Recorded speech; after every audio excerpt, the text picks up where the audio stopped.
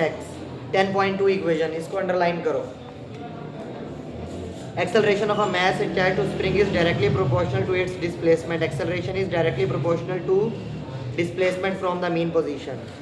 Next page पे आओ। The negative sign. Negative sign का क्या मतलब होता है? The force exerted by the spring is always directed opposite to the displacement. ठीक है, इतना बढ़ा चढ़ा के करने की बजाय is always towards the mean position. क्या होगा? Towards the mean position. ये तीसरी लाइन में लिखा हुआ है, X towards the mean position.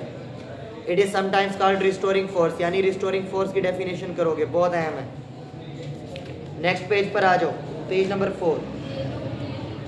क्या अभी मैं आपको उसका बता देता हूँ, वैसे वो करना है। सिंपल पेंडुलम की definition. A simple pendulum also exhibits SHM. It consists of a small bob of mass m suspended from a light string of length L fixed at its upper end. Okay. Next page पे आओ। इसके time period का formula करो। T is equal to 2 pi under root L over G। नीचे simple harmonic motion की definition लिखी हुई है, लाजमी करनी है। साथ ही फॉर योर इंफॉर्मेशन में लिखा हुआ है the period of pendulum is independent of its mass and amplitude, यानी कि मैस और एम्पलीट्यूड पे डिपेंड नहीं करता। ओके, ये लिखा हुआ, ये ऑब्जेक्टिव आएगी। ये किसके ऊपर डिपेंड करता है? इसका टाइम पीरियड लेंथ पर किसके ऊपर डिपेंड करता है? आप फार्मूला देखोगे, पिछले फार्मूले में था motion of a mass attached to a spring में T is equal to 2 pi under root M over K, तो वो मैस के ऊपर डिपेंड करता था। यहाँ है under root L over G, तो ये लेंथ के ऊपर डिपेंड करता है। ओके, अब वो आपसे ऑब्जेक्टिव पूछेंगे कि अगर लेंथ को डबल कर दिया जाए तो वो कितना बढ़ जाएगा? अंडर रूट 2 के हिसाब से। ओके, और यहाँ पर ये बातें आपको याद मैं अभी करवा देता हूँ वहाँ पर बुक में, मॉडल पेपर में।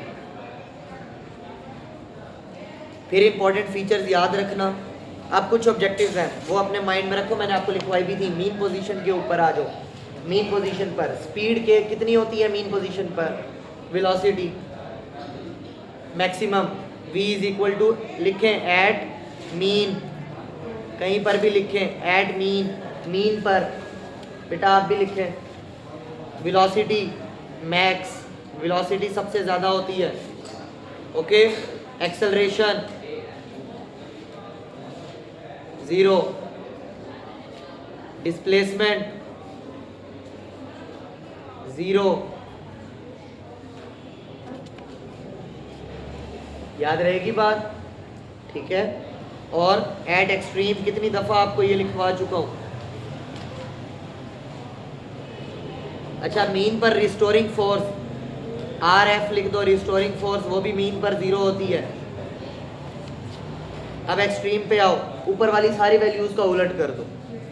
वेलोसिटी एक्सट्रीम पर मैक्सिमम मिनिमम होती है। देखो स्पीड, रफ्तार कितनी होती है एक्सट्रीम पर? बिल्कुल 0। उसके बाद एक्सेलरेशन डिस्प्लेसमेंट के डायरेक्टली प्रोपोर्शनल। जब डिस्प्लेसमेंट मैक्सिमम तो एक्सेलरेशन भी मैक्सिमम, इसीलिए एक्सट्रीम पर मैक्सिमम। डिस्प्लेसमेंट भी मैक्सिमम, और मैक्सिमम डिस्प्लेसमेंट को क्या बोलते हैं? एम्पलीट्यूड। क्या बोलते हैं? एम्पलीट्यूड। उसके बाद रिस्टोरिंग फोर्स। रिस्टोरिंग फोर्स क्या होती है? मैक्सिमम।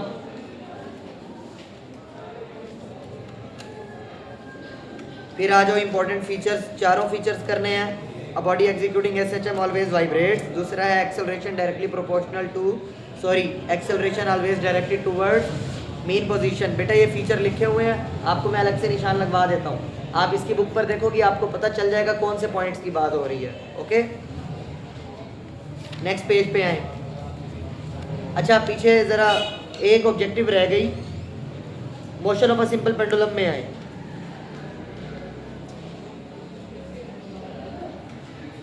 दूसरे पैराग्राफ में the component of weight mg sin theta, mg sin theta is directed towards the mean position and acts as a restoring force. वो अगर पूछेंगे किस कंपोनेंट की वजह से आपके पास जो मेटालिक बॉब है, सिंपल पेंडुलम है, उसमें जो मेटालिक बॉब है वो मीन पोजीशन की तरफ आता है, तो वो mg sin थीटा है। यानी कि कोई भी चीज़ सिंपल पेंडुलम में क्यों मूव करती है? Due to mg sin theta. mg याद रखना।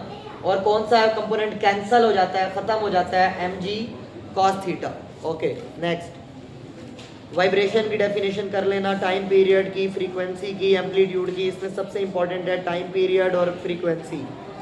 ओके फिर एग्जांपल नंबर 10.1 लाजमी करनी है। देखें क्या कहते हैं, वो बहुत आसान है। उन्होंने आपको कहा है इसमें कि पेंडुलम की लेंथ कितनी है 1 मीटर, एल की वैल्यू 1 मीटर, और उसमें क्या फाइंड करना है, टाइम पीरियड। तो टाइम पीरियड फाइंड करना है। टाइम पीरियड का फार्मूला क्या है सिंपल पेंडुलम के, t = 2 pi under root L/G। L की वैल्यू उन्होंने आपको 1 दे दी, जी की वैल्यू कितनी होती है 10।